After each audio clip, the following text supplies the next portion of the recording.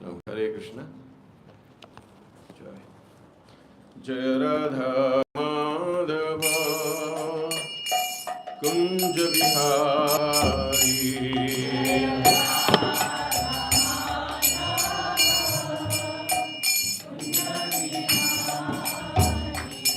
Jaya Radha Madhava Kunja Vihari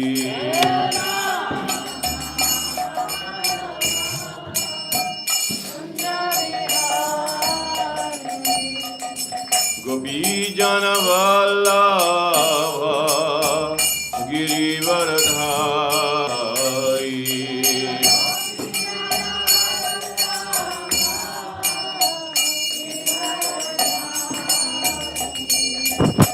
Gopi Jana Vallabha Girivaradhari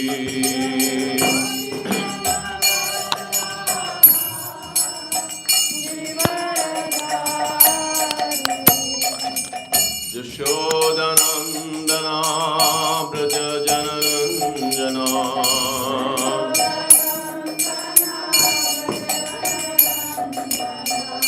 Yashodanandana Braja Janaranjana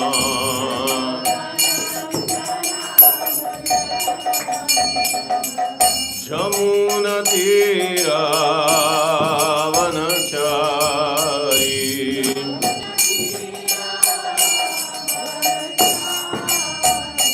Jamuna Tira Vanachari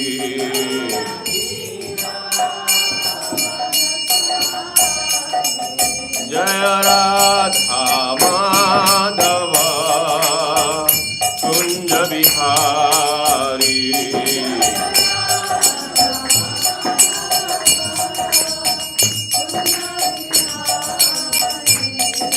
Gopi Jana Vallabha Girivaradhari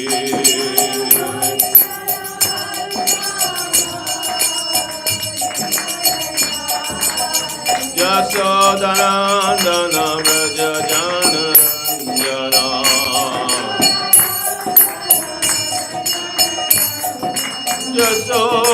Yashodanandana Braja Janaranjana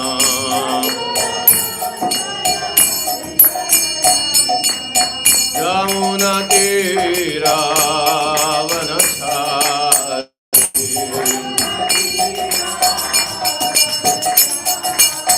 Yamuna Tira Vanachari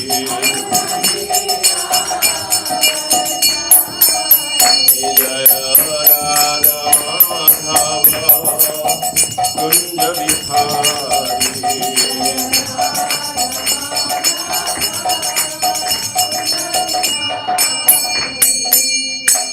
Shri Radha Madhava Shaki Vrinda ki Srila Prabhupada ki Jayam Vishnupad Brahmansa Parivajagacharya Ashtotar Tashmad Vechanana Arvinda Bhakti Vedanta Goswami Maharaj Srila Prabhupada ki Shri Radha Govinda Deva ki Sri Rup Sanatana Bhattuguna Sri Jeev Gopal Bhatta Sarguna Sadgosai Prabhu Vrinda ki Sri Rup Goswami Prabhupada ki VIHE program ki Sri Sinita Gaura Premanande Hare Krishna. Thank you.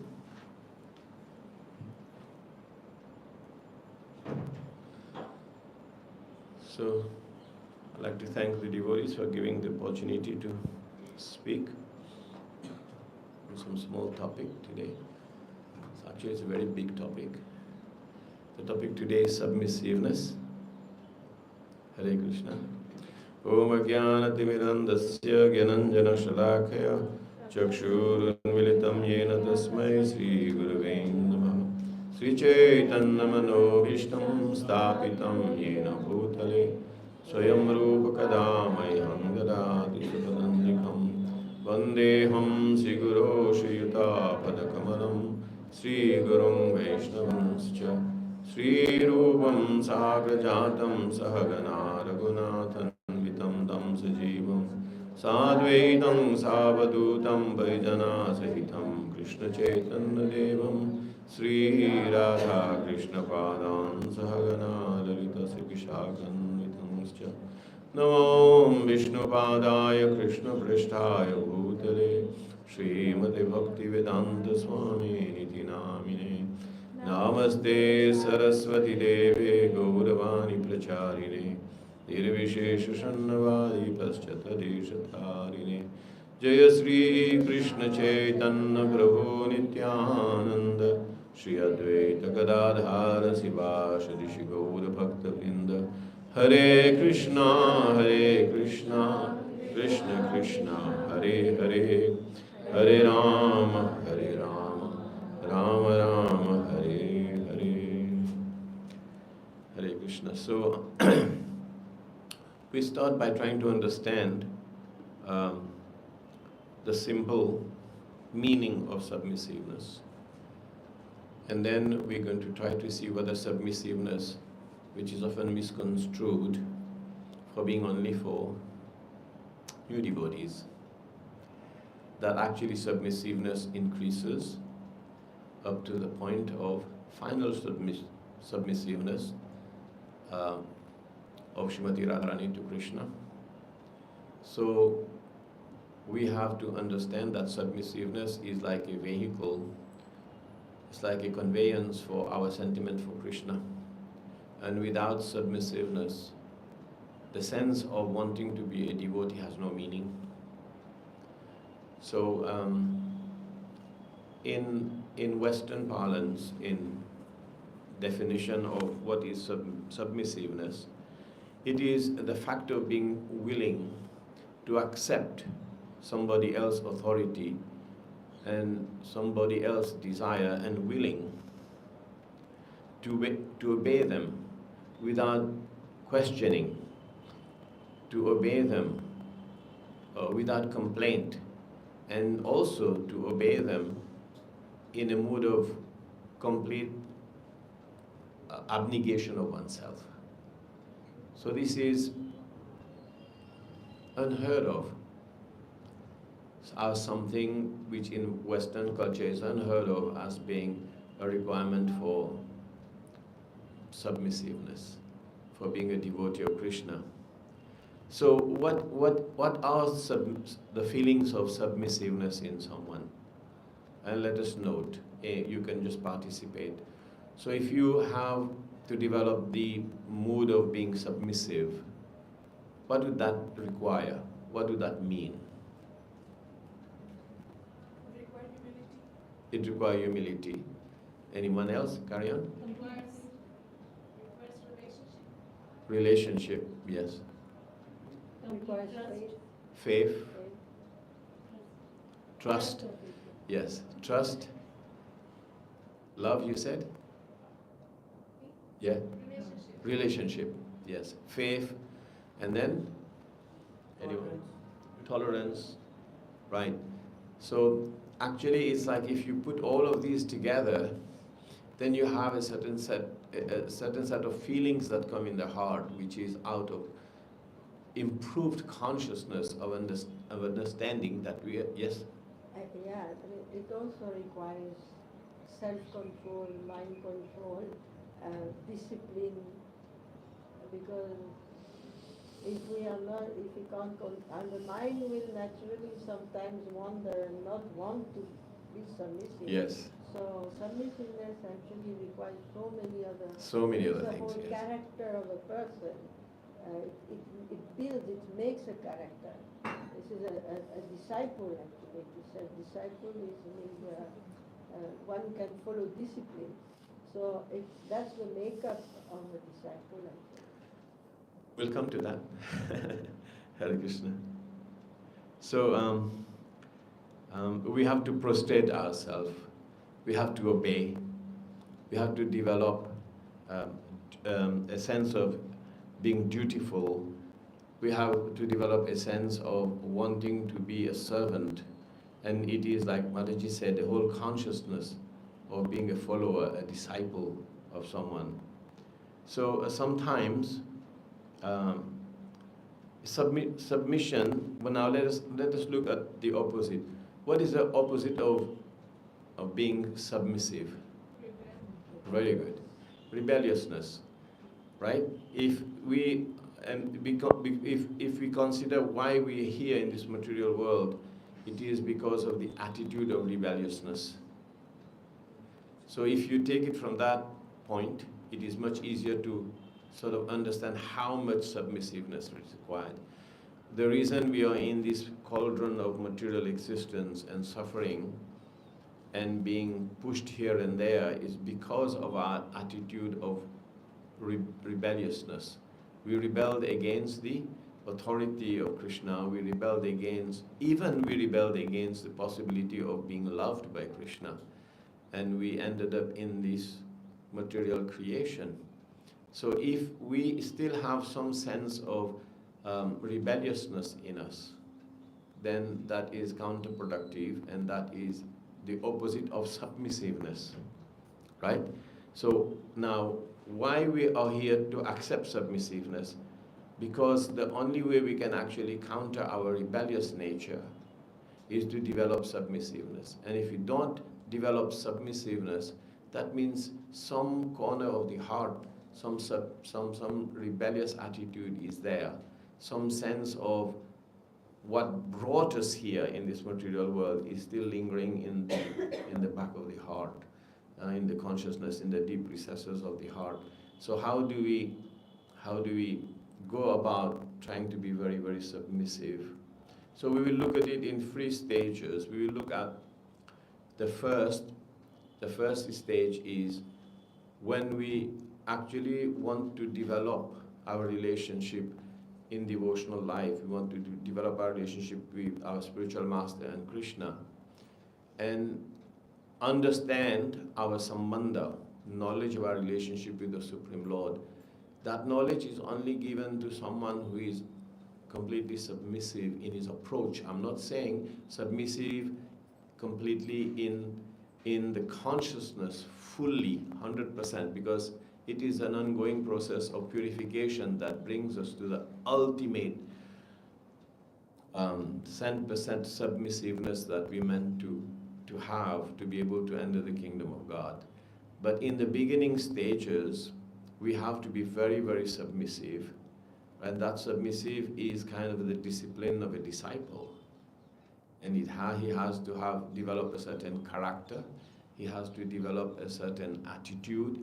He has to develop a certain approach. And if we look at Srila Prabhupada's explanations in the purport of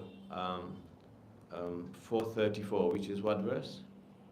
Bhagavad Gita? Yes. So what word we're going to be discussing here? Tadvidi? Pranipatena. So this Prabhupada explains that pranipatena means submissive. We have to prostrate ourselves in front of the spiritual master. We cannot approach the spiritual master, or we cannot approach our teachers, we cannot approach our Shiksha Gurus. We cannot approach them with a challenging mood. Pranipata means paying dandavat.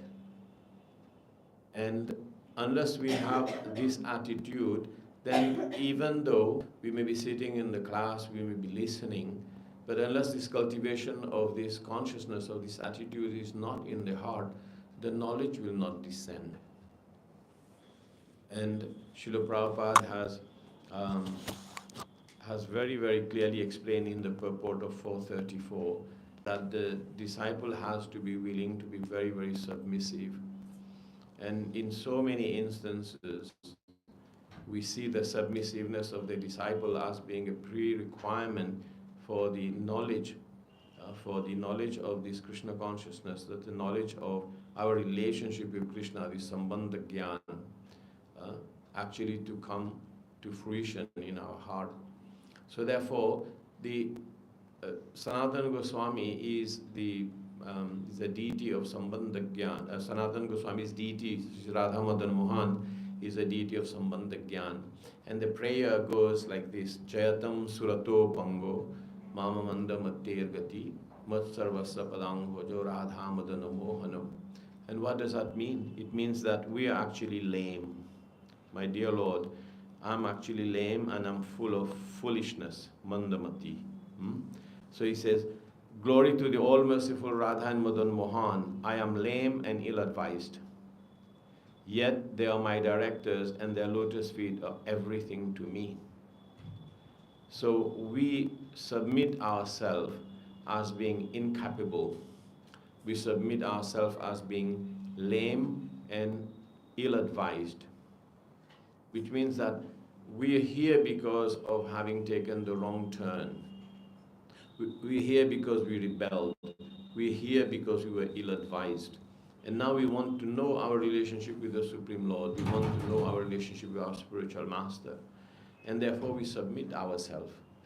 So unless this mood is there that I am not able, I am incapable, I am ill-advised, then that knowledge of our relationship with Krishna will not actually come within our heart. So accepting a spiritual master, accepting others' help, and therefore doing away with the rebellious nature. Unless we do this, we cannot actually develop the knowledge of our relationship with Krishna. So accepting others' help is very important. And if someone still thinks that I can do it by myself, then it's like saying my hands are tied behind my back.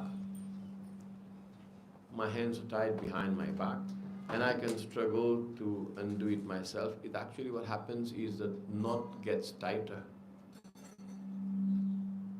If we attempt to do it by ourselves, the knot will get tighter. And there's so many examples of submissiveness in the Shastra. But even when Lord Sri Krishna and Balaram went to Avantikapuram to study under the care of Sandipni Muni, it is explained they were actually very, very submissive. So Krishna is himself setting the example of being very submissive to the authority, to the teacher.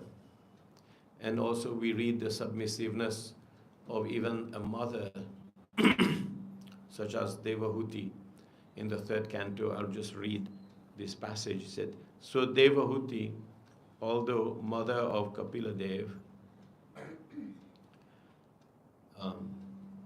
she's going to be a disciple or the student. She's presenting herself as very humble servant, not that as a superior mother. No. So Srila Prabhupada explains, Tadvidi pranipatena pariprashnena sevaya. So one has to learn the first condition is pranipata. So Prabhupada again reiterate this importance of pranipata in this verse 3:25-30, where Devahuti approaches Kapila Dev. Even she prostrates herself in front of Kapila Dev, even though he appeared as her son. So this first condition is pranipata, prakrishta rupena nipata, complete surrender. So this pranipata is called the sadharma prichat, the first of all, pranipata, the first principle of full submission. Then it has to be followed by, I'm just trying to explain the full principle of this pranipata by this example also. It is then followed by pariprashna. That means submissive inquiry. But it is also accompanied by, third thing, sevaya. There has to be sevaya, which means engaging our body, engaging our senses in the service of the spiritual master. So, pranipata, pariprashna, and sevaya, proper service attitude. So, in order to please a spiritual master or the teacher, the guru, by service, then we can clearly see that this whole beginning of this bhakti process, this pre-requirement is there, and the whole bhakti process depends on this service attitude. And Srila Prabhupada again explained this in the Bhagavad Gita. He says, as soon as you become submissive and hear from authorities, then the whole thing will reveal within yourself. And he says he reveals as soon as you become submissive. So you become a devotee, you become Krishna conscious, you just start acquiring the knowledge. And Prabhupada again in Bhagavad Gita 7, 1 to 3, he says, so this knowledge, this process of knowledge is received by submissive mood. One should be submissive. One should be submissive and try to hear the message of the Lord from the authorities, from the spiritual master. So without this submissive mood, it's like also when we are sitting in class, when we have to cultivate a sense of, I want to open up. And I remember in the beginning stage of our lives, we had Mahatma Prabhu was giving class, and we were all very young. And at some point, the classes in those days, I think Mataji will recall, those classes were like, they're like metal brush on your heart. They were really, really intense. And at some point, some of us were standing at the door, didn't want to go in the class. And it was like, we would push our friends, let's go, come on, let's go and sit in the class. Because those classes were like trying to really train you to give up all the anarthas, all your, hesitation. Because we all come to Krishna consciousness with our own impediments, with our own ideas, with our views, our conditioning. And even now when the devotees, my friends who are in the ashram, both men and women, we talk about this. And when we were telling Mahatma Prabhu about this, he said, was it that intense? I said, yeah, you were too intense. And sometimes we were afraid to come in. Not that he was insulting and he was heavy or he was in any way sort of personally attacking anyone else, but because the sense of being told that we are lame, we are ill-advised, we have so many preconceptions, we have a view of our own life which we have to leave at the door when we come in, because otherwise the classes will be almost like, to each one of us, the classes will be pointing out all these negative opinions we carry with us. So, but then when you come to the class and you become submissive and you say, you cross your leg and you sit on the floor, that's the first step of being submissive, right? And someone else is sitting higher up. And someone is going to look at you and talk Shastra and make it relevant for your understanding. So this experience is very purifying. And sometimes when devotees will ask you, where did you learn such things? When did you learn Shastra? Often students ask the teachers, how come you speak? It is all because you sat submissively and the knowledge therefore was able to come in.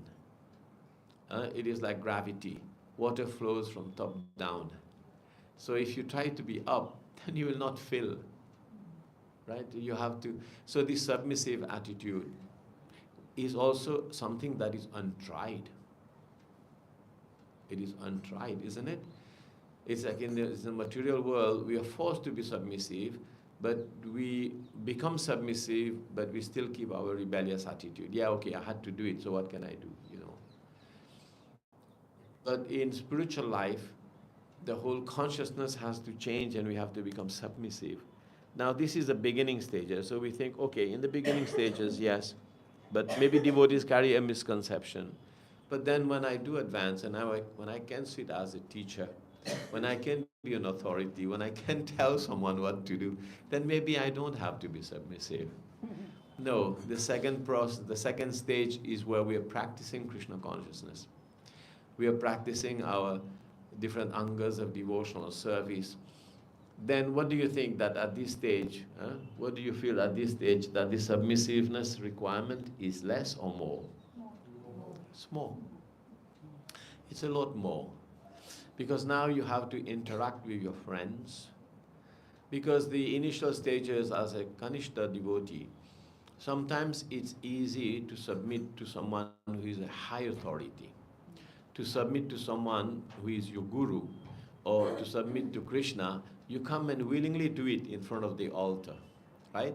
But when you have to submit to an authority of someone who just about, 1, 2 years older than you, but he's given the service of being an authority, of being your teacher, or of being, your department head, or, being someone who you consider to be your peer, and then to actually submit.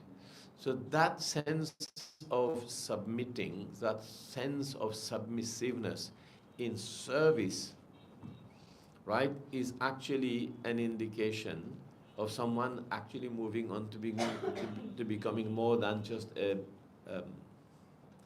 Kanishta devotee.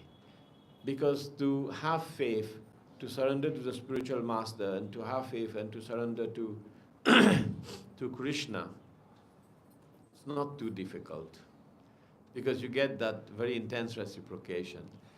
But then when your spiritual master or the authorities have asked us to actually work within a group where you have erected a group of, a band of brothers or a band of sisters working together, and then you have to keep a submissive attitude in that group, then that's harder. You can see when the spiritual master comes, or the high authority comes, everyone is full of enthusiasm, right? But to work with your peers and to work with your friends and be submissive, that is actually very, very, very important. So the second part of our discussion is, how do we maintain this sense of submissiveness in devotional service? We are doing activities in devotional service, right? It's within a team, it's with other devotees, with authorities guiding us, and we have to follow a certain process. We are engaging in angas of devotional service that is designed by others for us. And some we may like, some we may prefer, and some we may not even like at all. And many of us have had this, oh, I was forced to do things I didn't like. Like the most part of my life, I did things that I never liked in Krishna consciousness. But I had to do it, and I had to submit, right? And it is also because in the beginning stages of Krishna consciousness, no one guides us in a sense of what would you like to do. Did you have that, Mother Prashanta? Did anyone ask you what you like to do in Krishna consciousness? No, they asked me to paint the temple from top to bottom. Right. Me So the same. nowadays it is very different. And when I wrote my spiritual master, I said I wanted to study. He said to me, Nidra hara vihara khadi vichito chatanti dino chayo. And he said, you give up sleeping and sleeping, and then be like the Goswamis. And I was a young boy. And I said, I want to study more. And he said, no, you do the service Sankirtan, and then you reduce your sleep to study. And I never studied in the beginning 3 stages. So can you imagine? Yeah? Yeah, when I said that to my Guru Maharaj, I want to study, he said, there are 2 Bhagavatas. One is the book Bhagavata, and one is the devotee Bhagavata. So you get the same result by serving any. So you serve you serve Prabhupada, you serve the devotees. Yeah. And it was true in the end. In the end, it is true. Yes. So what I'm saying is, you have services, like I listed, you have services designed for you by someone else. And you do not get a choice. You do not get to choose. You do not get to see, okay, I want to do this. And then you go on through, and you go on to be very, very happy in this service. And I relate something interesting. I went to England in 1980. I didn't go to England. I was shipped to England. Shipped. This Sunday they asked me to bring my birth certificate. Next Sunday I was on the boat, on the flight. And I never ever thought, I was a simple village boy. We had cows at home, that I'd be in England driving a car next week. And I was like, what's happening to me? But we had to submit. We have to be submissive. And immediately within a week, I was feeling this intense sense of, I want to please my spiritual master, because it is a huge thing that you do. You leave your parents, you leave everything behind. Of course, I was living in the ashram. So this mood of submissiveness, I think in the initial stages where in ISKCON, in Krishna consciousness, where we were so much required to do what was needed. Utility is a principle. This is needed, so you have to submit and you have to do. You have to put all your other considerations behind. Now, we don't get these kind of challenges. I hope that some of the devotees do get these kind of challenges, because this is actually the mother of all learning. This is actually, now we have so much opulence, so much variety of services, and we have authorities who are a little bit more considerate, right? So it is a little bit easier. I mean, devotees, just to tell you why we have so many older devotees who are very mature and who are very understanding and who are also very advanced in a sense. I'm not one of them, is because some of us were even forced to get married to someone. So how much submissiveness is required? And then it didn't work out. And then you have to still carry on devotional service. So when you have this situation, when you have this situation where you are definitely forced in a situation, sorry, why does it keep going like that? Then in essence, what we have a free will, and we have to submit the free will. So the essence of submissiveness is you use your free will to submit your free will. Right? You use your free will to submit your free will to someone who you have to follow. And ultimately, when we come back to Godhead, then we do not use our free will for our own self. And to be able to use our free will in the service of Krishna is the ultimate submissiveness. So we see that in this process of devotional service, why is it difficult to submit? Let us see. Why is it difficult to submit in the association of devotees, in the practice of our angas of devotional service? Why do you think it is difficult to submit? Yeah. False ego, number one. Yeah. I think I know better. Yes, I think I know better. Why are they asking her or him to tell me what to do? I could do better.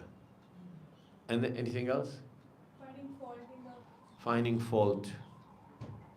Finding fault. And then anyone else? Preconceptions. Huh? Preconception. Yes, preconception. Yeah. Our material education. Yeah. Shruta, yesterday we were discussing. Yeah. Yes? Yes, ignorance. So we think like that. Yes, Mataji. Well, I submitted in the past, it's enough now, no. Yes, yes. You see, we have to see, very good point, because like I said initially, that we think when we are new devotees, we submit. Now 10 years of submission is enough. Let me now start to be authority. Now, but submissiveness is a spiritual quality, is a spiritual trait of character that carries our devotional service forward.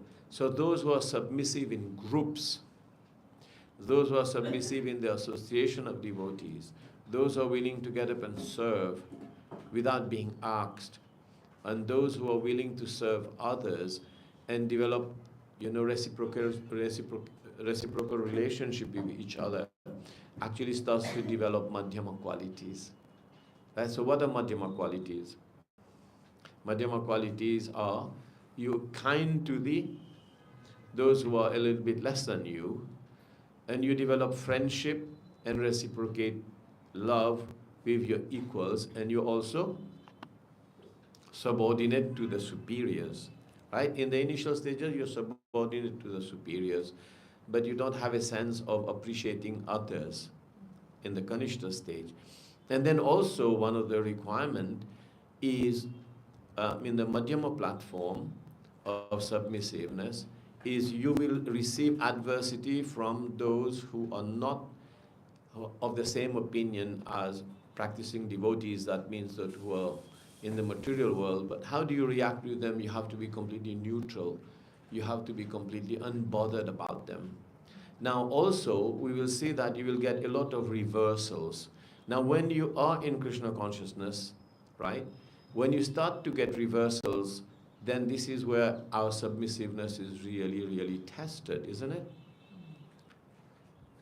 When we have reversals, then we have to really dig deep into our consciousness, and we have to overcome these reversals and come out with finer sentiments for Krishna, not bearing grudges with devotees, not bearing grudges with our peers, not bearing grudges with our authorities. So how do you deal with that?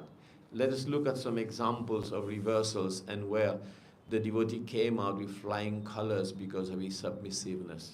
Give one or two examples. Parikshit Maharaj. Look at Parikshit Maharaj. He did one little mistake, right? Which is, it is an arrangement of providence. You don't generally find dead snakes. Snakes die somewhere. But he found a dead snake right at the door of Shamika Rishi, and just, with an absent mind or with a strange consciousness, he put it on the shoulder of Shamika Rishi. And then he got chastised, he got cursed in a most vehement way by a small boy, Shringi. And can you imagine, he was emperor of Bharatvarsha. He was so powerful and he was so well appreciated by everyone that even when Shamika Rishi found out, he said, "What did you do? Such a great personality."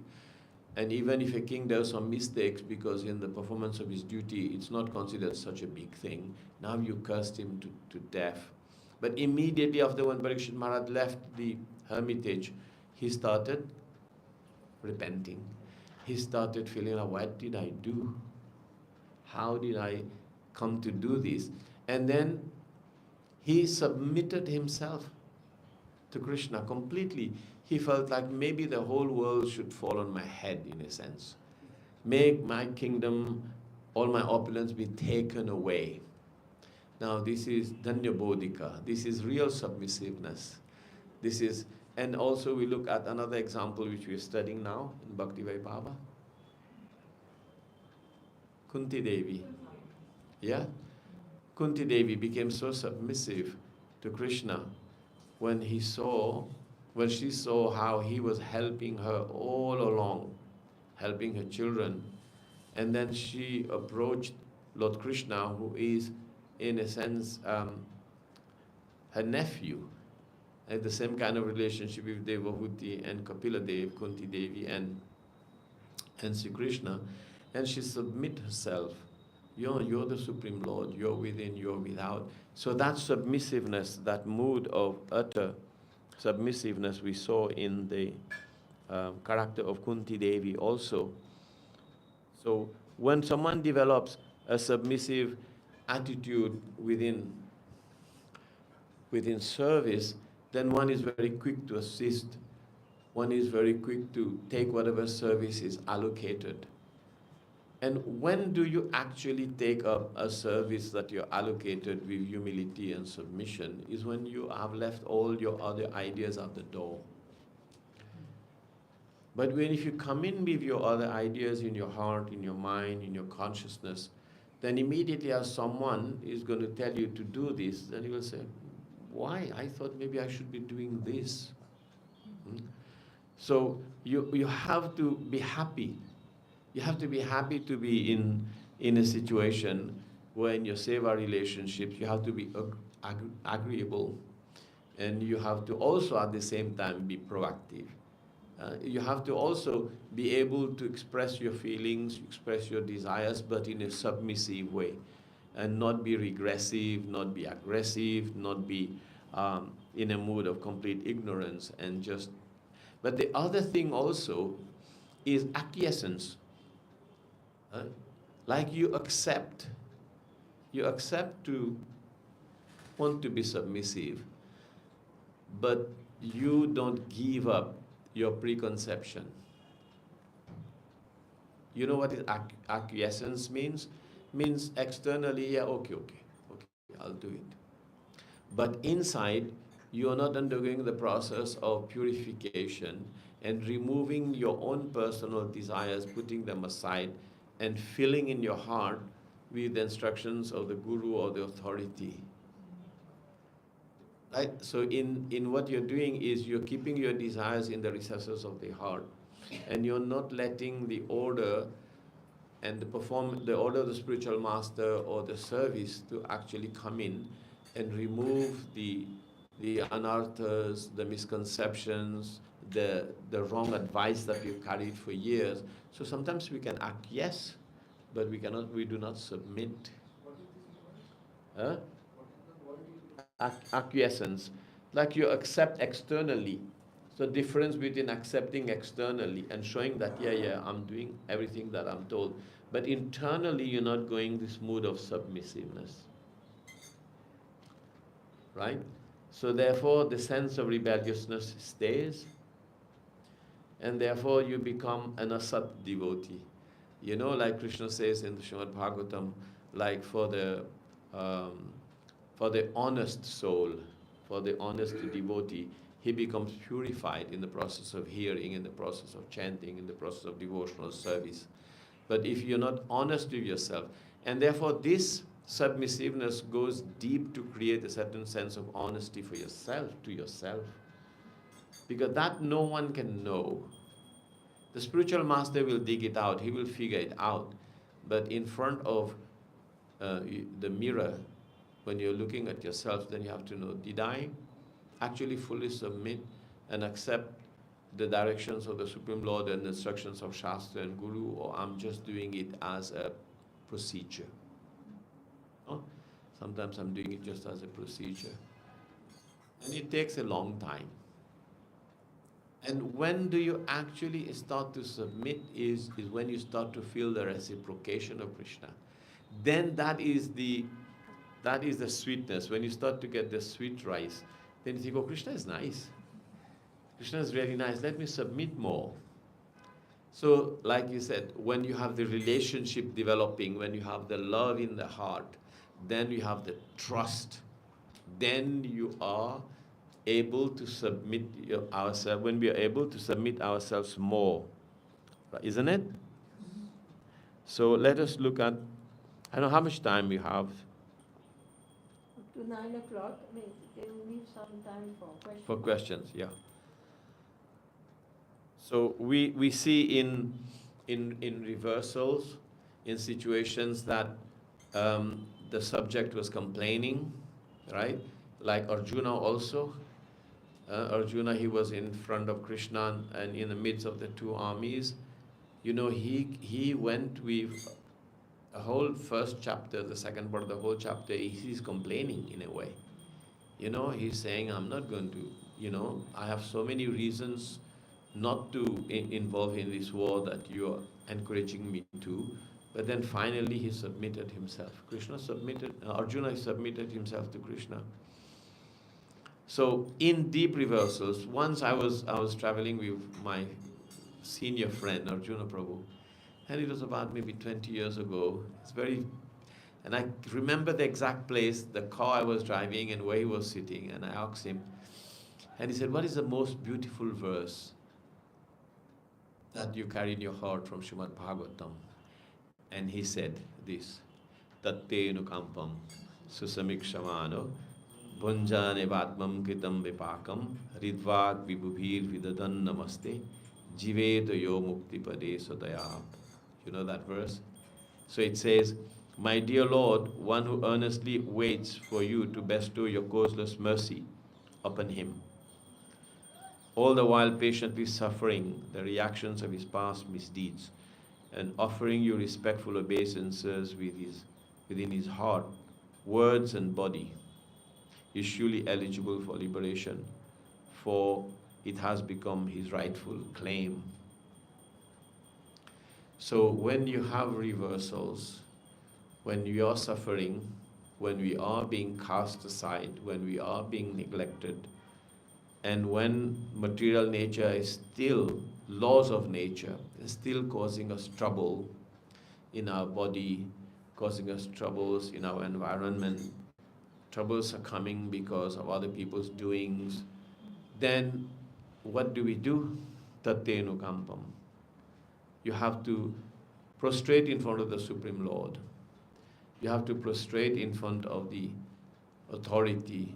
You have to prostrate in your mind, in your heart, and you say, what I'm undergoing is reversals coming because of my own doing.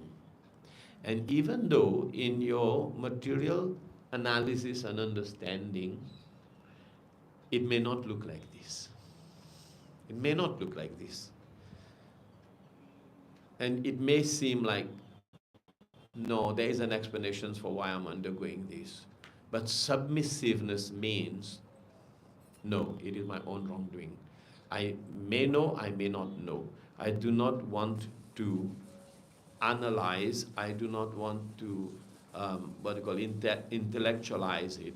I know in my heart I must have done something that is bringing this situation to me.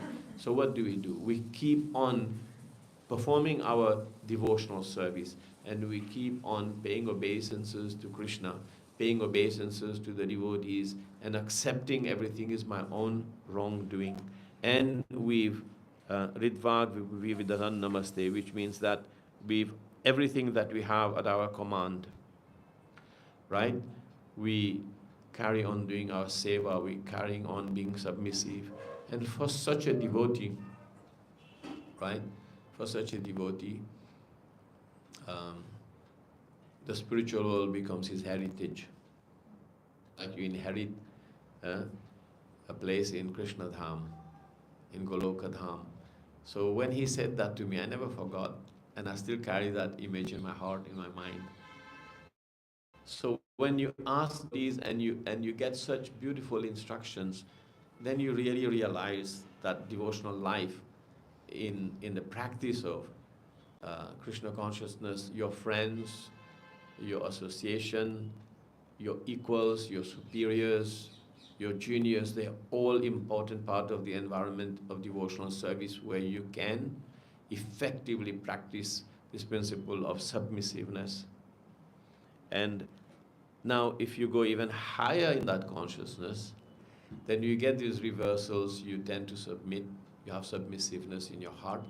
But like for example for Kunti Devi, she said, give me more. Give me more so that I can prostrate myself and I can get your association, I can get your sweet reciprocation. So that is even higher, isn't it? So I will leave some time for class. So I don't know, what time is it now? Okay, 8:30. So now I will discuss a third part of submission of activities in devotional service, which is submission in activities of devotional service in an advanced stage. Right? So we have the ultimate submission where there is no consideration of what happens to oneself, which is epitomized in this lila of Krishna's headache. Right? Which is what? Yes, okay, explain. Narad Muni came and he asked that Krishna is having a headache. Only the remedy for his headache is to get it just from the pure devotees. So he went to different devotees, and they were all like hesitant. They were thinking, no, how can I give my food dust to Krishna? He's the Supreme Personality of Godhead. I'll rot in hell. But then later, when he went to the Vraja Gopis, He went to the queens also. oh, queens and Dwarka queens. yes, and then he went ultimately to the Vraja Gopis. Okay, maybe you can explain. So the Dwarka queen said, we can't do that.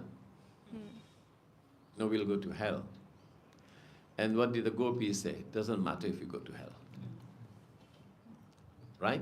So that amount of submissiveness is, so therefore, what we conclude is, in the beginning stages, pranipata, in the performance of devotional service, we have to accept, and we have to accept to be taken to task sometimes, and we will get reversals. We have to think this is my own doing, this is nothing to do with anyone else, right? And then using all negative environment, difficult situations to advance and keep on advancing and keep on advancing and paying obeisances and saying to Krishna, whatever is happening to me is my own fault.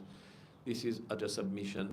But then in the end, when you have developed a nice, wonderful relationship with the Supreme Lord, then you still have to carry on submissiveness. So it shows that submissiveness is the one attitude that carries our bhakti forward. And therefore, now we will look at a very beautiful part. It is explained in Prabhupada quote this from Skanda Puran. He said there is a submission or submissive attitude unto the lotus feet of Krishna, and it is said that the sober and advanced devotees can offer the submission to Krishna in the following three ways at the highest level of our service. And sometimes when we say something is at the highest level of our attainment of devotional service, it means that sometimes these things we do even in the beginning, but without understanding it. So he says very feelingly offering prayers is called samprarthanatmika. And we will look at an example, a beautiful example of Srila Prabhupada in a few minutes. And then Dhanya Bodhika, which is humbly submitting ourselves, the second part. And the third part is desiring with full submission and submissiveness, a desire to advance and increase our desire for devotional service, which is called Lalasamayi. So when we look at this word, and a lot of you may have come across these three words, this mood of prarthana, of offering humble prayers to the Supreme Lord at all time in a submissive mood, or submitting ourselves fully to the Supreme Lord, service. But sometimes Lalasamai, we think, oh, this is the mood of the gopis. But this mood is also desiring more and more service in a submissive mood. This is actually the explanation that is given. So it is said here, this desiring some perfectional stage in devotional service, one having understood his original positions, want to be reinstated in this position and is very enthusiastic to attain that level, either as a friend, as a servant, as a parent, or as a conjugal lover of Krishna.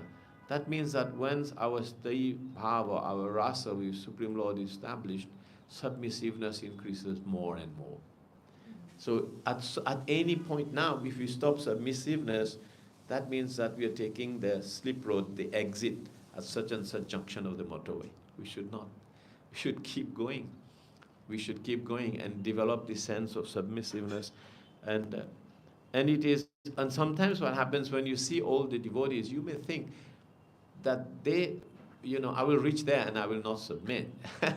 But no, all the devotees, they're actually a lot more submissive in their mood, in their prayer, in the attitude of service to the Supreme Personality of Godhead. And therefore we have to keep doing this. And this is the highest stage.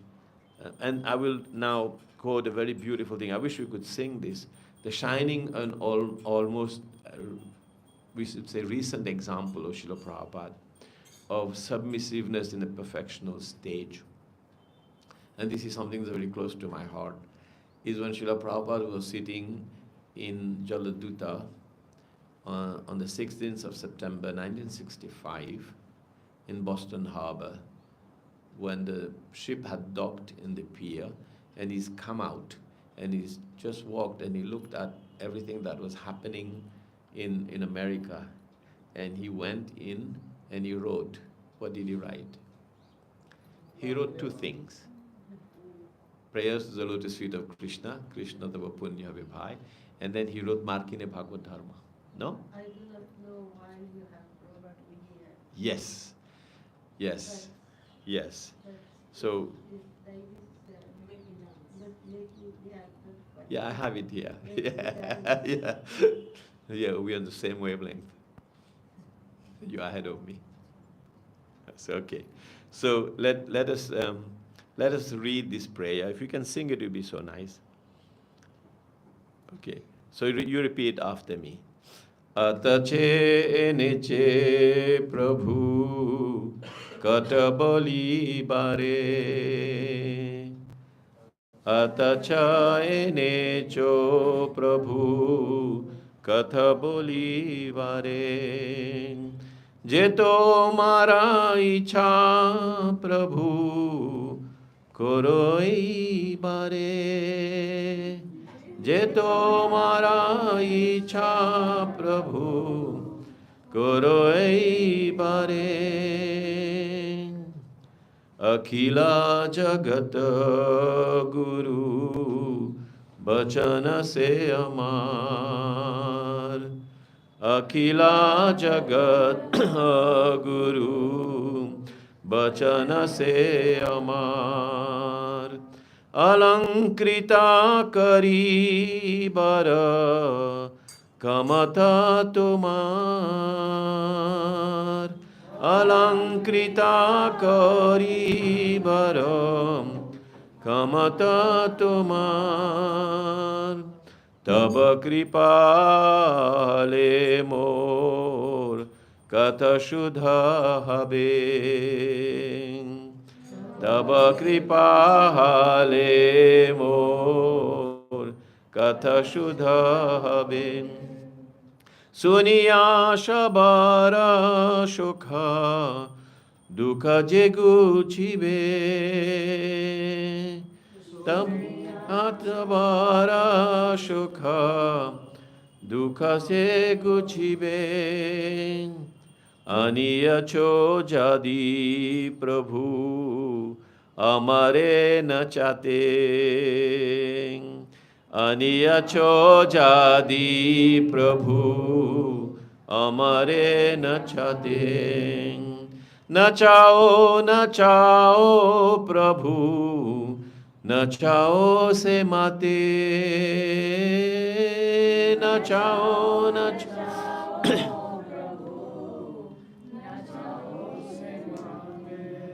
Kashtera putali jata nachao se mate. Kashtera putali jata. Bhakti nahi bheda nahi nam kubha dharo.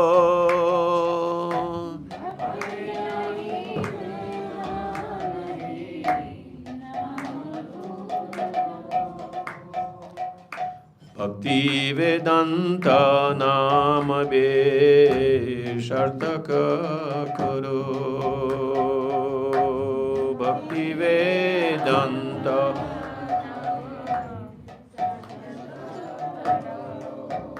So we read this and you can see the mood, the incredible Dhanya, Bodhika, the Lalasamai, the desire for serving and the beautiful mood of submissiveness of His Divine Grace. So it's a shining and beautiful, we can say contemporary example. Of course, we are not contemporary with Srila Prabhupada, but within the same generation. He says, Atacha eneche Prabhu kata boli bhare, se tomara icha Prabhu korei bhare. Somehow or other, O Lord, this is prayer, no? This is somehow or other, O Lord, you have brought me here to speak about you. Now, my Lord, it is up to you to make me a success or failure, as you like. Complete surrender, submissive humility. And this is Srila Prabhupada. This is one of the greatest Mahabhagat we remember in our recent times, who's actually the founder of this movement. So look at the sense of submissiveness and humility to the will of the Supreme Lord. Then he says, Akhila Jagata Guru Bachana Se Amar Alankrita Karivare Khamata Tuhar. O spiritual master of the worlds, I can simply repeat your message. And if you like, you can make my power of speaking suitable for their understanding. So if we have today our Krishna Consciousness movement and we have today our Srimad Bhagavatam and all these is because of Srila Prabhupada's submissiveness to Sri Krishna's. And he submitted his power of speaking to be tweaked and synchronized with the heart of Sri Krishna, and then we are able to actually get what we are getting today. It is a product of his submissiveness to the Supreme Lord Sri Krishna. And then he says, Aniyache yadi Prabhu amare na chate, na chao Prabhu, na chao se mate. He says, "O Lord, I am just like a puppet in your hands, so make me dance as you like, make me dance." So what kind of submissiveness is this? So wouldn't we love to have this kind of feelings at the end of our lives? Yes. Mother Prashanta? That'd be nice, no? That'd be nice to have this kind of feelings. So this is how the Krishna Consciousness movement expanded all over the world, because that spirit was transmitted from Prabhupada to his disciples. The one thing they had was this nishta and the submissiveness to Prabhupada, and because they acted like a putli in his hands, that's how he could spread the movement. Yes. The Otherwise, Buddha's submissiveness came down, yes. Yeah, the lack of submissiveness, it stops the process, you said, of receiving knowledge, and it also stops the expansion of the flow of the spreading of the Hare Krishna movement. Yes. Yesterday I was talking to one devotee also. I was explaining to him, if we think that such and such acharya or such and such devotee is now no more, but we can manage, no. There's going to be darkness, there's going to be problem, unless you think, if you think that we can manage without him, without our spiritual master is gone, then you're actually going to be in darkness. Because darkness is going to come because you think you can manage without that submissive mercy, that submissiveness. And if we think we can manage, that means we never understood that we are doing everything because of the mercy coming out of feeling of submissiveness from the spiritual master. So we have to stay tuned to Srila Prabhupada's mood. And the last part is very funny and it's very sweet. He said, Bhakti nahi bheda nahi nama kubadharo. He said, I have no devotion, I have no knowledge, and you've given me the name Bhakti Vedanta. Complete utter submission, right? You've given me the name Bhakti Vedanta, which means bhakti and knowledge. He said, I have neither. I have neither bhakti, I have neither understanding of knowledge, and you've given me this name. He says, like, he's almost funny, like he was making fun of me, Krishna. He said, but if you want, you can actually fulfill the purport of this name, right? And if you like, you can fulfill the real purport of this name, Bhakti Vedanta. Thank you. So this submissiveness will go on, and it will not stop, because this is a real treasure of the jiva. The real treasure of the jiva is a free will. And submissiveness in the end means that we'll submit that free will in Krishna's hand. This is submissiveness at the end. And it starts now, and it will carry on through the process of devotional service, of videya, and prayojana. When we actually taste the fruit of success in devotional life, it will also be out of utter submissiveness. So thank you, Hare Krishna. So, yes, okay. So my question is, like, philosophically, we understand, like, if you have to move ahead in devotional service, you have to be humble, you have to be, you have to develop compassion, you have to be submissive. So this is philosophically, we all understand, we keep hearing, but like when it comes to practical, right? So some point, like, we are humans. For me specifically, I try, but when a little sometimes maybe appreciation, maybe from our spiritual masters also, or somebody. So all this philosophy fails. Practically, we sometimes get puffed up, or sometimes we get distressed. If we are not doing some service very nicely, we get distressed, and then all this fails. Then we get disheartened, or maybe very puffed up, and then we fall down. So just I wanted to understand, Prabhu, from you, like one mantra, even in this, all this, apart from understanding all this philosophy, how it practically, like, I can just practice this, that even whatever comes, practically I have to be submissive or humble always. By the process of hearing properly. Because it starts with the process of hearing properly. If we are, go back to the example Mother Prashanta quoted. The devotees in the initial years, and they are our gurus, we learn from them, they actually were always listening to Srila Prabhupada. They didn't even have Krishna book. And when Krishna book came, they were all like sitting in corners reading Krishna book. They were distributing knowledge without Krishna book. And then when the Bhagavatam come, they would read it from page to page. And they would be hanging on to every word of the senior devotees. What did you hear in Srimad Bhagavatam? So the process of hearing, utter eagerness to hear Shastra from the seniors. And sometimes this, I stand corrected by my seniors, is we have had that small experience. And I think when the numbers increase in the movement and so many diversions are there in terms of even service, then we lose this one thing, submissive hearing. Like submissive hearing has to carry on. Like in this Markine Bhagavad Dharma, Prabhupada quote these verses of the development of devotional service, right? Right from the beginning, Srimlatam Sakata Krishna Punya, and then you have to keep hearing. Yes, Mataji? No. Yeah. So, yeah.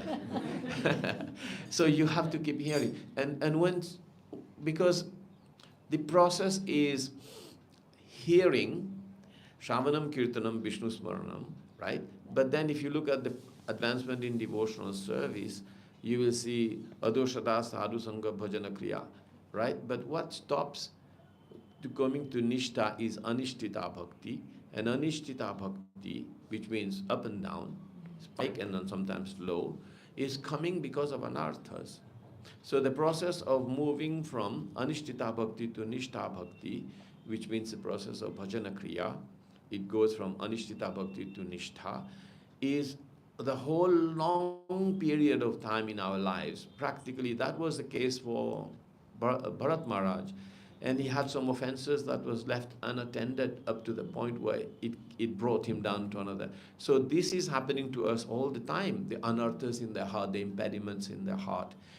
So, I mean, I'm a biased person, so I'll give a biased answer. I think systematically improving our consciousness by hearing Srimad Bhagavatam will help at all times.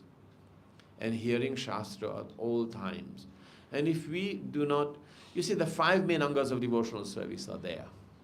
And if you keep all 5 nicely balanced, then I think we can progress. The hearing, the chanting, the association with devotees, and hearing Srimad Bhagavatam, studying Srimad Bhagavatam, and deity worship. We have to keep these 5 minimum nicely balanced. Any one of them fall, like if you have association with devotees is going, or you're hearing of Srimad Bhagavatam, then Anartha Nivritti will not take place, and then some impediment will knock you down. Mataji, you want to add something? Mother Prashanta, you want to add something? No, he has a question. Okay, you have a question? Okay, bolo. Someone else there? No? Hare Krishna. Okay, I'll take you in a minute. Yeah, go on. Prabhuji, yes, so it's good that we follow our authority and what the instructions we get from authority.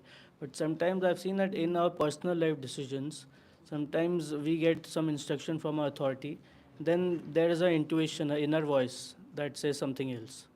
So then at that time, who should we follow? The authority or the inner voice from within? Well, how do you know the inner voice is 2 things? The inner voice can be Paramatma, or the inner voice can be your mind. We don't know. Yeah? So therefore you have to maybe reveal your heart to someone. And this is part of the process of improvement in devotional service. You study that in Upadeshamrita. So if some confusion, some doubt is there, then you have to bodhyantas parasparam katyantas chamam. You have to do that. You have to discuss it with someone else, or also you have to present your point of view to a senior devotee. But what you do is don't take this outside the perimeter of devotional activity. So go to someone whom you trust and say, Prabhu, I have this doubt, and then you present it, and then hopefully you can get some redress if it is something that is bothering you a lot. Right? Not go to the same person, we go to a different person. No. You may go to the same person. You may go to the same person if the person is willing to hear. But if there is too much resistance and there is some kind of pressure on you and you still feel not enlivened in devotional service, then you may present it to some other senior devotee. Right? But in a nice, humble, submissive mood. Yes.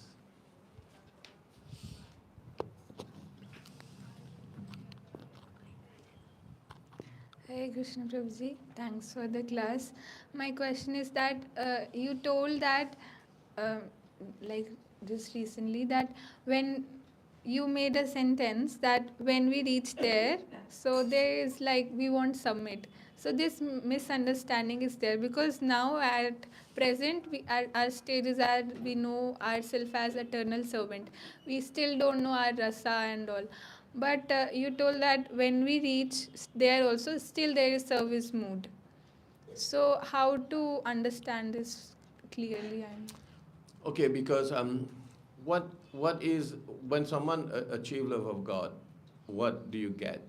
It is not like you achieve love of God, you can just sit on your laurels and you can relax and you can be in the magical world and do what you want. What do you get? What do you get when you actually reach love of God is you get unlimited energy to serve. And you can see those who advance, they have unlimited energy to serve. Srila Prabhupada had unlimited energy to serve at the age of 70, 80. So serve means submissive attitude of doing something to please others. Right? So the idea of some time that when we reach love of God, which means that we will just then be, wow, we reach the magical world, nothing to do. I can sleep all the hours I want, I can eat, I can go to the Kalpavrikshas and I can take everything I need to enjoy. And no, you will just be unlimitedly inspired to do unlimited service. Yes. Yeah, I was meditating on this that the meaning of mukti. The meaning of mukti, that mostly people understand mukti in one sense means freedom. And the Prabhupada explained us all, the personalists and all that, they aspire for mukti. They aspire to be free because the sense of bondage that we experience in this world is very, very uncomfortable. We are bound by the material energy, and therefore we aspire for freedom. And the stage of liberation is known as mukti. But when we, in the Vaishnava line, and we understand things a bit further, that the Lord is the shelter, and the jivas are eternally sheltered in Him. They are ashrita. They are eternally sheltered in Him. And there is never any freedom complete for the jiva. But we can transfer ourselves from the control of the material nature to the control of the spiritual nature. That's why in Vrindavan, people worship Srimati Radharani, because we want to transfer ourselves under the control of the spiritual energy. And the difference between it, so it is submissiveness, as we said, complete. The ultimate position of the jiva is total submissiveness. The more the jiva is submissive, the more the jiva gets empowered. We see the coward boys fighting with Krishna. Sometimes they win. And it's not that Krishna lets them win. It's that he has empowered them to be so strong that they can actually win over him. Because there is no threat coming from them. They are not trying to win over Krishna. They are just playing with him to please him. And so they are fighting as hard as they can to give him a good fight so he can enjoy. So this control of the internal potency, we have to understand, it will always be there. We will never be in a state of, I do what I want. We will never be in that state. It will never be that state. But the difference between being controlled by the material energy and controlled by the spiritual energy is that the control of the material energy goes against our free will. It goes against our eternal nature. It makes us feel frustrated, and it gives us a sense of being constrained. Whereas when we come under the control of the spiritual energy, it gives us empowerment, it gives us a sense of freedom, even though there is no freedom. But it gives us a sense of freedom, and it gives us empowerment, and it generates ananda. So this is our eternal condition. We are eternally servants. Yes. So that's whereas the impersonalists, those who don't have a full understanding, they just want to get out of the control, out of control. They want to get out of control. Whereas the devotee wants to come under the control of Radha and Krishna, of the eternal nature. But that's why when you advance in the early stages, it's fine to have a sense of wanting liberation, right? But this desire for liberation in our Vaishnava Sampradaya is not so much, right? The desire for liberation is kind of, why do you want that? You want to serve, right? That's why. The desire for liberation. Liberation you will get as a byproduct of bhakti. But we do not desire liberation because liberation is a primary sort of, for primary devotees.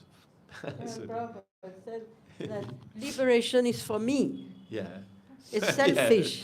Liberation is for me. Devotional service has nothing to do with for me. It's for Krishna. So, because I want to be liberated, it's for me. Krishna can use us in his service, whether we are conditioned or liberated. So, liberation is a selfish desire. Prabhupada says the biggest desire. And if you have too much of that, they become ashanta. Bhukti mukti siddhi kami sakali ashanta. Right? Whether you want material happiness, or you want liberation, or you want perfection in yogic powers, bhukti, mukti, siddhi, kami, sakali ashanta. But Krishna bhakta nishkam, no desire for himself, right? Ateva shanta, then he is eternally peaceful. Yeah, okay. Anyone else? Yes, Mataji.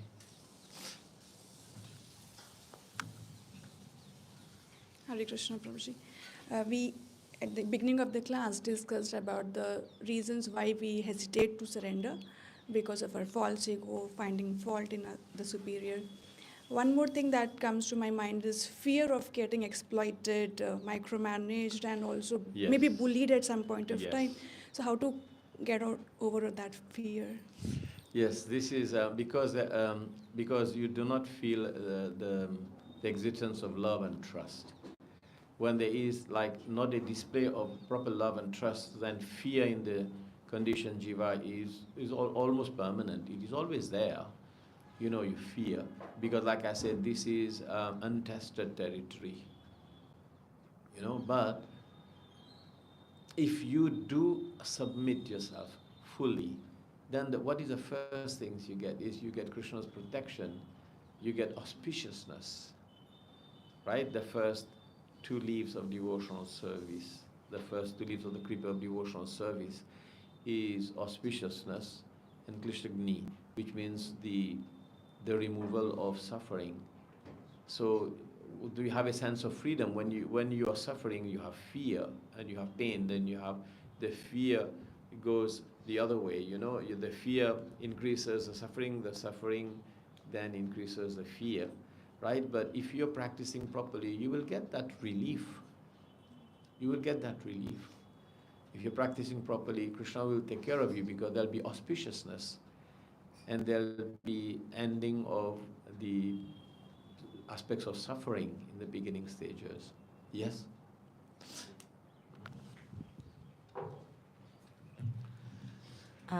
What I wanted to say in the Bhagavad Gita, Krishna says, I think 2 times, Vita Raga Bhaya Krodha. These are raga, attachment to material objects or sense enjoyment, krodha, anger, and bhaya, the fear. These are things which keep us from surrendering. So, and then in a purport, he explained what is that fear? That in the material world, we've had so many failed relationships. We've had so many times being exploited or something. And so now we fear. We fear that surrender. We fear to put ourselves under the control of someone else. We have that fear. But we have to get over that fear. And as Prabhu was saying, is that we have to practice that submissiveness. And another point is maybe we don't feel loved or we don't feel the affection. But we should also know that when we surrender, we also facilitate the flow of affection from the superiors to the devotees. And if someone is not surrendered, of course, the great devotees love everyone unconditionally, and they will have a general affection, compassion for everyone. But for those who surrender, there is a special affection, because it's flowing, it flows. This says the relationship in Krishna consciousness are part of Vatsalya. It's Vatsalya Bhav. So, and the Vatsalya Prabhupada explains, the more helpless the child is, the mother will give more attention to the youngest child, because it's totally helpless. So there is a flow of affection which will go there. And if we rebel, if we are self-satisfied, self-contained, self-satisfied, not self-satisfied, but self-contained, and if we don't display that sense of submissiveness or even cooperation, then there will be, the Vatsalya Prem will not flow that well. Yeah. So on one hand, we want that affection, but if we don't try the submissiveness, we may never get it, because we are ourselves blocking the process. Yeah, it takes also a little time. It takes time. You have to be linked to the process. You have to stay you stay in line and you stay begging and praying. At least I feel like whenever I had troubles that I felt was unjust, and I would pray. I would pray and always use that beautiful verse, that tenu kamam samikshamana. Whatever I'm getting is my own. So bit like, the verse 10 for vitaraga bhaya krodha. Yeah. Do that. Everything will be okay. Yes, it's an association of devotees. Sometimes it's scary, but what else do we have? What else do we have? Right? Sometimes scary. Panchajanya Prabhu, you have a question? Haribol. No, you can ask. We do ask.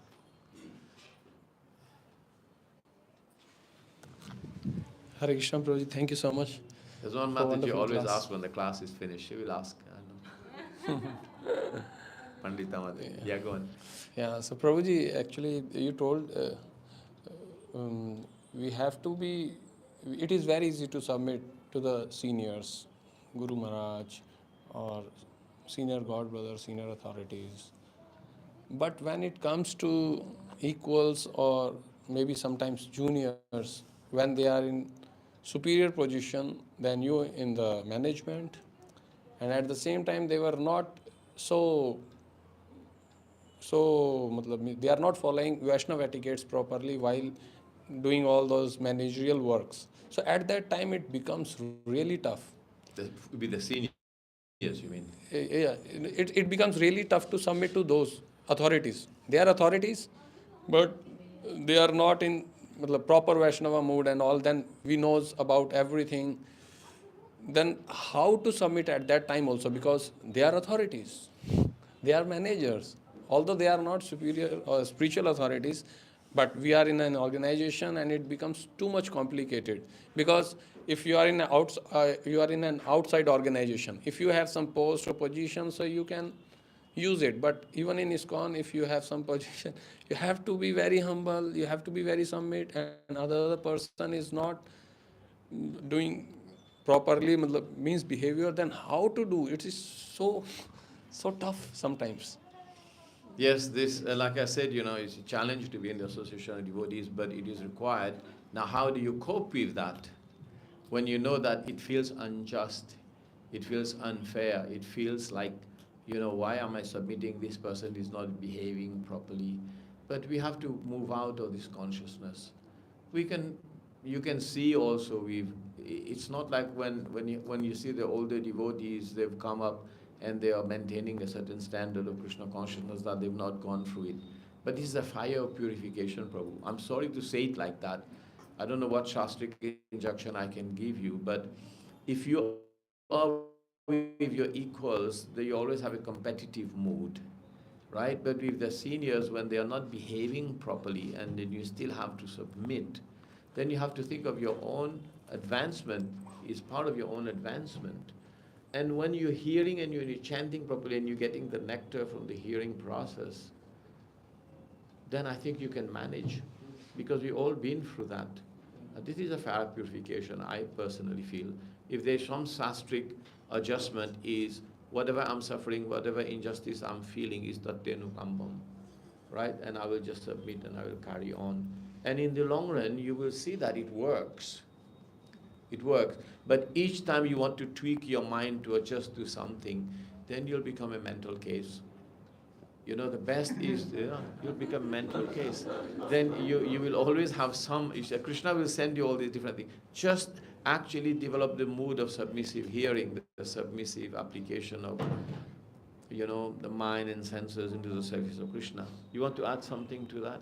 I mean, this is a managerial thing, and I don't know. But what I can tell you from my own experience is 80% of the time this was the situation with most of us, right? Most of us. But we still come through. 80% of the time. I tell you, 20% of the time you get someone who is like amiable, amicable, and it's nice. 80% of the time, like I said to you, that's all we have, the association of devotees, for whatever is worth, and it's a challenge. But also the other thing is, Bhaktisiddhanta Saraswati Thakur said something interesting. And he said something interesting that I always feel like this is my shelter, okay, this wood. And he said, if one thinks that the Sankirtan movement requires reform, then that's a wrong understanding, because the Sankirtan movement is the way it is because it is for our reformation. So for all its imperfection, it's perfect for the reason it is meant to be. Do you follow this? For all the imperfections of the Sankirtan movement, it's perfect for the reason it's meant to be for me. Otherwise, if I have all, you'll become we become a guru bhogi, which means I'll come to ISKCON, like in Raghunath Das Goswami has written a very interesting book that somehow in ISKCON is not being published, and it is called Vividha Shishya. The different qualities, the different characters, the different qualities of devotees. And one of the qualities of a devotee is he is guru bhogi, that I come into ISKCON and I want to enjoy all the opulence of the spiritual master. Or I want to become a guru sevi, I want to serve. So for all intents and purposes, everything that is arranged in ISKCON, I will look at it like this, me person. I'll look at it like this, that it is for my purification. So yes, it is not right, but it is right for the purpose it was intended to be. I do not see it as being right. And therefore the movement, the management doesn't require reformation. I require reformation. That's Bhakti Siddhanta Saraswati's mood. Yes, Mataji. Yeah, I would say that of course it can be taken to extremes when sometimes somebody who is in a position does need reform themselves, and so there can be action taken also if it goes to some extremes. But otherwise, what you have explained, it is really the way we were trained in the early days of the movement.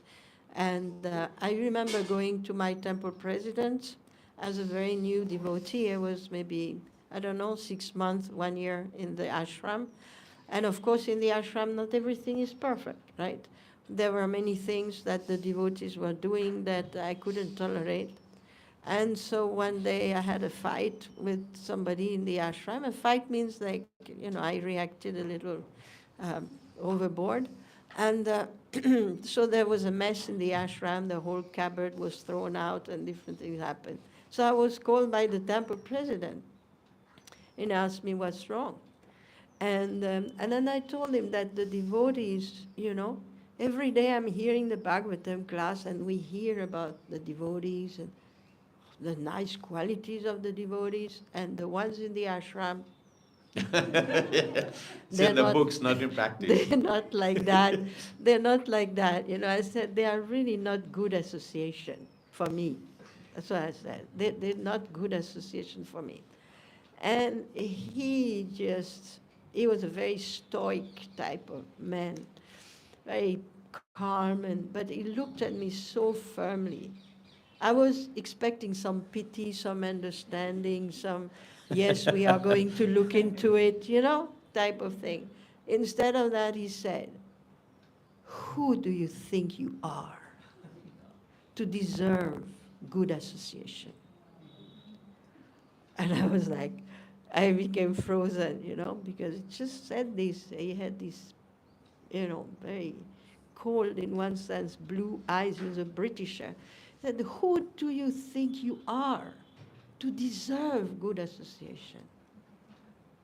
First, you deserve, then you will get. Yeah. Now you go.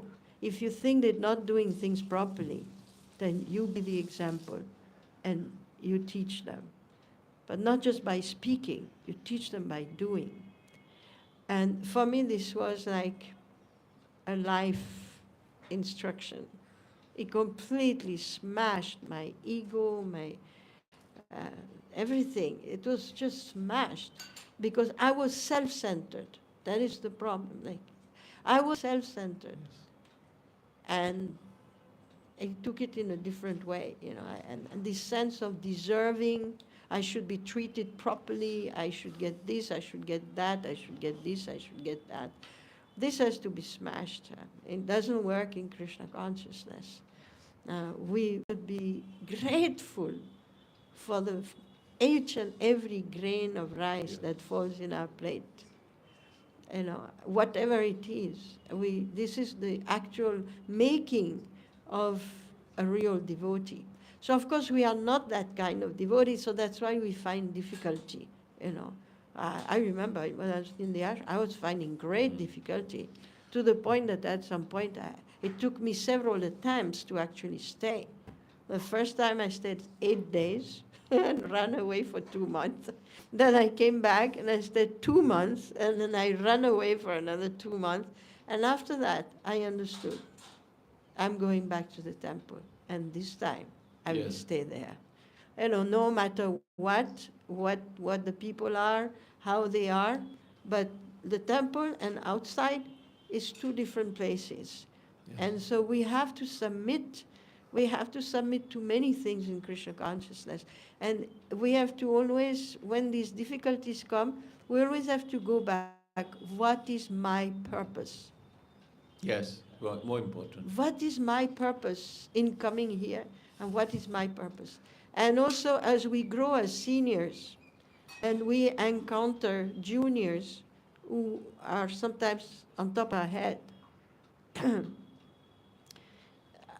the sense of compassion must also be there. Yes. we have to be compassionate to them and see, okay, that person is in a very neophyte state, but is submissive, doing a service, is engaged. So we have to respect that and tolerate some of the bad sides, with a sense of affection and compassion. Otherwise, it will never work. What's the difference between us and the karmis who fight like cats and dogs? Yes. Because they cannot tolerate, they cannot forgive, they cannot accept, they cannot submit, they cannot anything. And we have come here to reform. So our purpose must always be very kept clear, as you said, by hearing. We keep a very clear purpose. And then we are able to go through these difficulties. Because otherwise, sometimes just for one person, we lose the opportunity to serve. And you can also look at this example, like Mother said, that many older devotees are serving under juniors, so to speak, authority-wise. It's everywhere like this now. So like some of the devotees have been here for 40, 45 years, and they have 20-year-old devotee who is a temple president, who is assistant GBC. And so how do they manage? How do they manage? But it's okay, because you go back to the basics and you go back to the idea of understanding that I have to be submissive. This is the will of the Lord. This is how Krishna has arranged it for me. And I will progress from this platform on. I'm not going to try to change anything. Thank you. And just as like when we enter the spiritual world, we said that we are controlled, but it's empowering. So similarly, when we are somewhere, if we try to actually submit in the beginning, because as you said, we should also be able to express our aspirations and all. But if there is no beginning, if it doesn't begin with submission, the aspirations will never be fulfilled. Yes. If you begin with submission, then gradually empowerment will come, and gradually you will grow, and grow and grow and grow more and more. But without the initial submission, nothing will ever work. Yeah. Hare Krishna. Thank you so much. Srila Prabhupada ki jai. Gaura Bhakta Vrinda ki jai. Vanchakal Pattarivascha. Kripa Sindhuvyevacha Patitanam Bhavanebhyo Vaishnavibhyo Namo Namaha. Thank you, Advaita Krishna Prabhu, for the class. The value classes are always very